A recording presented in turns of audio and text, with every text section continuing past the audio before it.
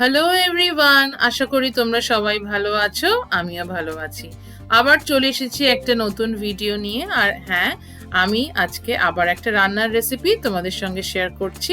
আজকে বানাবো হচ্ছে ইলিশ মাছ, একদম বিয়ে বাড়ির স্টাইলে। মানে বিয়ে বাড়িতে তো অনেকটা পরিমাণ মাছ রান্না হয়, সেটা তোমরা কিভাবে বানাবে যেটা মাছটা ভেঙেও যাবে না, আবার অত্যন্ত সুস্বাদু হবে, সেটাই দেখাবো। তো যেহেতু আমার মাছটা বেশ অনেকটাই ছিল, আমি পুরোটাই করে নিয়েছি। কিছুটা ভাজার জন্য রেখেছি আর কিছুটা আমি ঝোলে দেব। তো ঝোলটা বানানোর জন্য প্রথমেই আমি কড়াইতে সর্ষের তেল দিয়ে দিলাম বেশ অনেকটা। এরপরে তেলটা গরম হওয়ার পরে আমি এর মধ্যে দিয়ে দিলাম কালো জিরে। কালো জিরেটা যখন ভালো করে ফেটে উঠবে তখন তার মধ্যে সঙ্গে সঙ্গে আমি দিয়ে দেব অনেকটা জল, মানে আমি গ্রেভিটা আলাদা করে নিচ্ছি। এবং এর সঙ্গে হলুদের গুঁড়ো, লঙ্কার গুঁড়ো আর কিছুটা কাঁচা লঙ্কা বাটা। ঝোলটা যখন ফুটতে থাকবে তখন একে একে নুন হলুদ মাখিয়ে যে মাছটা আমি রেডি রেখেছিলাম সেটা আমি এবারে এর মধ্যে দিয়ে দিলাম। যেহেতু ইলিশ মাছ মানে নরম মাছ, বেশিক্ষণ সেদ্ধ হতে লাগবে না, 3-4 মিনিট ধরে সেদ্ধ হওয়ার পরেই কিন্তু মাছটা তোমরা আলাদা করে তুলে রাখবে আর অন্য একটা পাত্রে। এবং আমি পার্ট বাই পার্ট মাছটা ভেজেছি, যেহেতু আমার মানে বলেছি না পুরো মাছটাই আমি করে নিয়েছি। আমি আর মাছটা ফ্রিজে রাখিনি, কারণ ইলিশ মাছ ফ্রিজে রাখে না, অনেক সময় পরে কেউ আর খেতে চায় না। তো আমার এই ঝোলের মাছগুলো দেখো একে একে সেদ্ধ হয়ে গেছে। এবারে আমি মশলাটা রেডি করে নিচ্ছি। আমি নিয়েছি কালো সর্ষে, সাদা সর্ষে, পরিমাণটা তোমরা দেখে নেবে, কারণ যেহেতু আমার অনেকটা মাছ আমি একটু বেশিই নিয়েছি, কালোটা একটু কম নিয়েছি। বেশ অনেকটা পোস্ত। এবারে আমি এই তিনটে জিনিস একসঙ্গে বেটে নেব কাঁচা লঙ্কার সাথে। এবং অবশ্যই কিছুটা ফ্রেশ নারকোল নিয়েছি, এটাও আমি একসঙ্গে বেটে নেব। তো কাঁচা লঙ্কা, নুন, সর্ষে পুরোটা আমি বেটে নিয়েছি। এর সঙ্গে এবারে মিশিয়ে নিলাম অনেকটা দই। দই দিয়ে এবারে এটাকে ভালো করে ফেটাতে হবে, মানে আমি গ্রেভিটা তৈরি করছি। তো তো ভালো করে ফেটিয়ে অনেকটা এর মধ্যে দিয়ে দিলাম সর্ষের তেল, মানে যেহেতু ইলিশ মাছ তেলটা একটু বেশি হলেই টেস্টি হবে।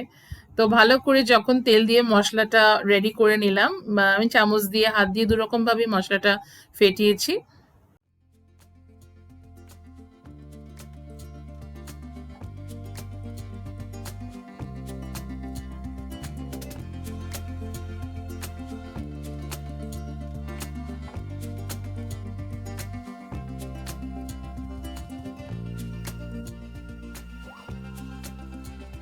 এইবারে যখন আমার গ্রেভিটা অলরেডি ফুটতে শুরু করেছে তখন আমি এই রেডি মশলাটা আস্তে আস্তে ঝোলের মধ্যে ঢেলে দিলাম।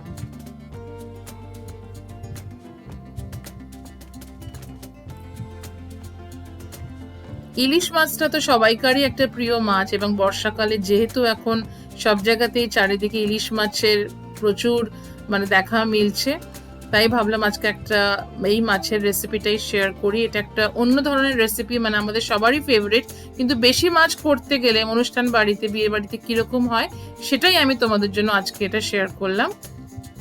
তো দেখো আমার গ্রেভিটা যখন আমি দিয়ে ফেলেছি মোটামুটি এটা রেডি হয়ে এসছে।